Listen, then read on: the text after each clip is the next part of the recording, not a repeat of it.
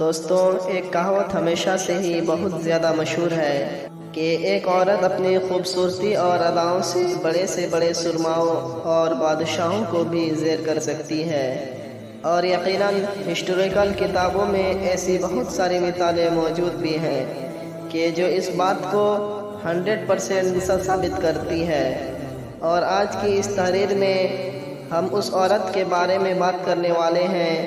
یہ ایک ایسی خوبصورت عورت تھی کہ جس نے اپنی اداؤں سے دنیا کے کسی عام انسان یا پھر کسی چھوٹے موٹے حکمران کو نہیں بلکہ سکندر کو دیوانہ بنایا تھا۔ وہی سکندر کہ جس کو تاریخ میں فاتح کے طور پر بھی یاد کیا جاتا ہے، اور آپ میں سے بہت سارے لوگ اس کو الیگزینڈر دی گریٹ کے نام سے بھی جانتے ہوں گے۔ سکندر جیسا انسان کہ جس کے بارے میں یہ مانا جاتا تھا کہ اس کو جنگ میں ہرانا ناممکن ہے، ساتھ ہی ساتھ اس کے جو دشمن ہوا کرتے تھے وہ اس سے لڑنے سے پہلے ہی صرف لڑنے کے بارے میں سوچنے سے ہی گھبرایا کرتے تھے۔ مگر اتنی قابلیت اور طاقت ہونے کے باوجود بھی سکندر جیسا انسان اس عورت کے سامنے پوری طرح سے جھکنے پر مجبور ہو گیا تھا۔ سکندر اس عورت کے عشق میں اتنا زیادہ پاگل ہو گیا تھا کہ اس نے صرف اس عورت کی وجہ سے نہ صرف اپنے بے شمار دوستوں کو ناراض کیا، اپنے ہی لوگوں کو کڑی سزائیں دی، بلکہ ساتھ ہی ساتھ اپنے اوپر قاتلانہ حملہ کرنے والے اس عورت کے ایک کم عمر بچے کو بھی پوری طرح سے بخش دیا تھا۔ تاریخ میں اس عورت کا نام برسین بتایا جاتا ہے۔ اب آخر یہ برسین کون تھی؟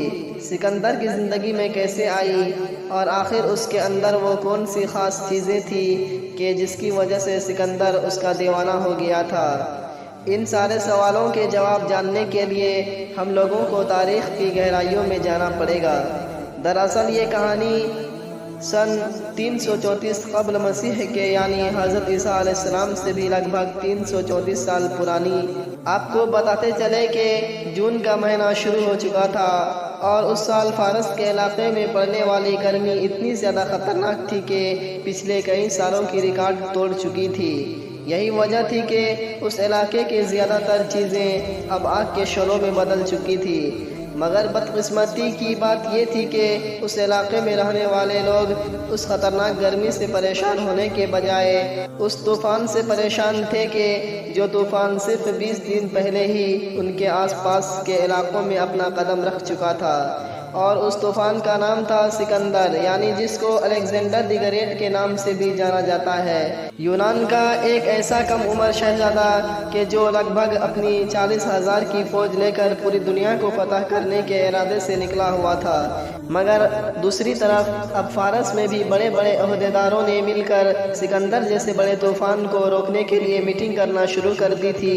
فارس کے ان بڑے بڑے سرداروں کی میٹنگ میں میمن نام کا ایک جنرل بھی تھا۔ یہ اس دور کا ایک طاقتور سپہ سالار مانا جاتا تھا۔ اس نے سبھی لوگوں کو یہ مشورہ دیا کہ کسی بھی حال میں سکندر کا کھلے میدان میں مقابلہ نہ کیا جائے بلکہ دوسرے طریقوں پر غور و فکر کیا جائے۔ مگر وہاں پر موجود زیادہ تر بڑے بڑے سرداروں نے اس کی بات سے ایگری نہیں کیا، اور ان لوگوں نے یہ فیصلہ کیا کہ سکندر کا مقابلہ تو کھلے میدان ہی میں کیا جائے گا۔ مگر جیسا کہ میں نے آپ لوگوں کو پہلے بھی بتایا کہ میمن نام کا یہ سپاہی اس دور کا نہ صرف ایک طاقتور بلکہ حد سے زیادہ ہوشیار جنگجو بھی ہوا کرتا تھا۔ ایون اس کی بہادری کے چرچے تو سکندر کی محفلوں میں بھی ہوا کرتے تھے۔ یہی وجہ تھی کہ سکندر بھی اس کی طاقت اور بہادری سے نہ صرف باخبر تھا بلکہ اس کو لے کر پریشان بھی رہا کرتا تھا، تاکہ آنے والے دنوں میں ان کو اس کی وجہ سے کسی خطرے کا سامنا نہ کرنا پڑے۔ ساتھ ہی ساتھ آپ لوگوں کو یہ بات بھی یاد رکھیں کہ میمن بھی سکندر کی طرح ایک یونانی ہی تھا، مگر اس کے باوجود بھی وہ شہنشاہ ایران کے انڈر میں کام کیا کرتا تھا۔ یہی وجہ تھی کہ یونانی فوجی یعنی سکندر کے فوجی میمن کو ایک کرائے کا سپاہی بھی کہا کرتے تھے۔ اس کے علاوہ میمن نام کا یہ یونانی سپاہی برسین نام کی حد سے زیادہ حسین و جمیل عورت کا شوہر بھی ہوا کرتا تھا، یعنی برسین اسی کی بیوی تھی۔ میمن اور برسین کی شادی کا قصہ بھی بڑا ہی دلچسپ بیان کیا جاتا ہے۔ اصل ہوا یہ تھا کہ 358 قبل مسیح میں برسین کا فادر کہ جس کا نام اینٹاباجوس ہوا کرتا تھا، وہ ایران کی بادشاہ جرخسیس کا گورنر ہوا کرتا تھا، مگر پھر اچانک سے ایک دن اینٹاباجوس نے یعنی برسین کے فادر نے اپنے کرائے کے کچھ سپاہیوں کی مدد سے اپنے ہی بادشاہ کے خلاف بغاوت کر دی۔ جس سپاہیوں کی مدد سے اینٹاباجوس نے اپنے بادشاہ کے خلاف بغاوت کی تھی، ان سپاہیوں کے ایک گورنر کا نام مینٹور تھا۔ مینٹور کے ساتھ اپنے رشتے اور بھی زیادہ پکے کرنے کے لیے، یا پھر یہ کہیے کہ ایک دوسرے پر اپنا بھروسہ اور بھی زیادہ بڑھانے کے لیے، اینٹاباجوس نے اپنی کمسن بیٹی یعنی برسین کی شادی اپنے سپہ سالار کے ساتھ کر دی تھی، مگر شاہ ایران کے خلاف کی گئی اس بغاوت میں اینٹاباجوس اور مینٹور کو ہار کا سامنا کرنا پڑا، اور نتیجے میں اینٹاباجوس کے پورے ہی خاندان کو ایران سے باہر نکال دیا گیا۔ مگر کچھ وقت کے بعد ہی ایک بار پھر سے برسین کے خاندان کے تعلقات شاہ ایران سے نارمل ہو گئے، اور ایک بار پھر سے یہ پوری فیملی ایران میں واپس آ گئی تھی۔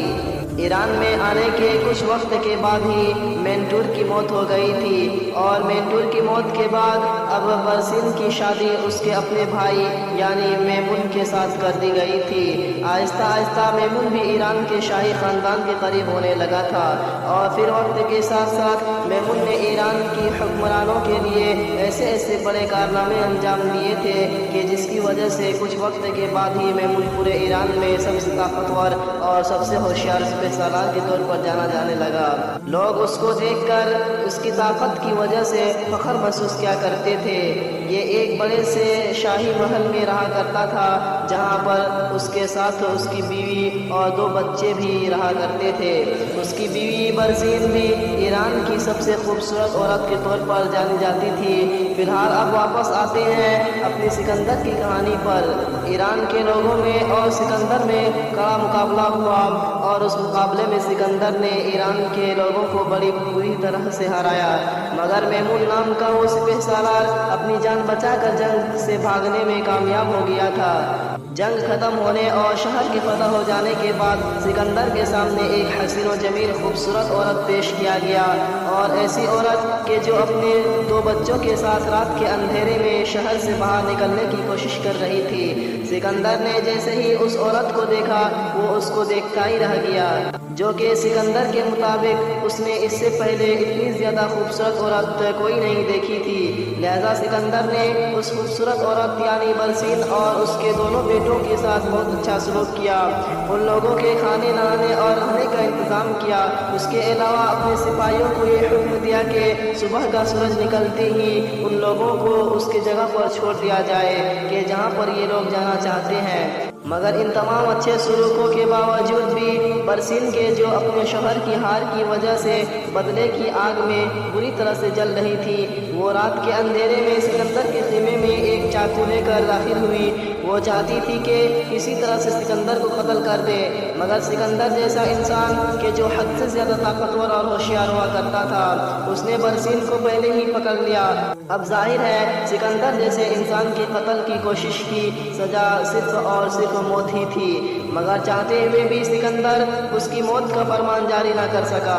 مگر وہاں اس پورے حادثے کی وجہ سے اب سکندر یہ بات جان چکا تھا کہ برسین کوئی عام عورت نہیں بلکہ مشہور جنگجو یعنی میمون کی بیوی ہے۔ مگر پھر بھی سکندر نے برسین کو اس کے دونوں بیٹوں کے ساتھ حفاظت آسو شہر کے طرف شاہ ایران کے پاس روانہ کر دیا، مگر ساتھ ہی برسین سے یہ وعدہ بھی کیا کہ وہ بہت جلد ہی اس کے شوہر سے سامنا کرے گا اور اکیلے اس سے لڑ کر نہ صرف اس کو ہرائے گا بلکہ اس کو قتل بھی کرے گا، اور اس کے بعد تمہارے اوپر صرف اور صرف میرا حق ہوگا۔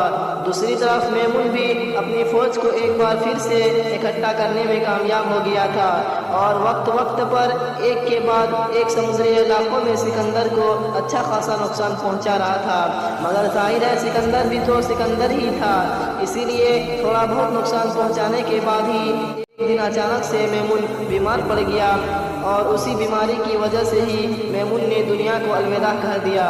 کچھ ہسٹورین کا یہ بھی ماننا ہے کہ میمون کی موت کسی بیماری کی وجہ سے نہیں بلکہ زہر کھانے کی وجہ سے ہوئی تھی۔ وہ زہر کہ جو سکندر کے اشاروں پر ہی دیا گیا تھا، کیونکہ ظاہر ہے سکندر بھی جانتا تھا کہ فارس کی جنگ میں اس کے لیے آنے والی دنوں میں اگر کوئی بھی چیلنج بن سکتا ہے تو وہ صرف اور صرف میمون ہی ہے۔ اسی لیے اس نے وقت سے پہلے ہی میمون کو اپنے راستے سے ہٹا دیا تھا۔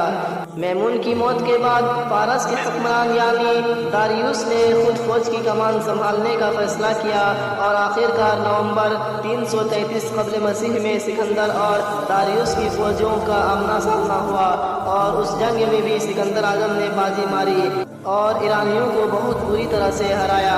دوسری طرف ایران کا بادشاہ داریوس اتنا بڑا بزدل ثابت ہوا کہ جنگ ختم ہونے سے پہلے ہی وہ میدان سے بھاگ نکلا۔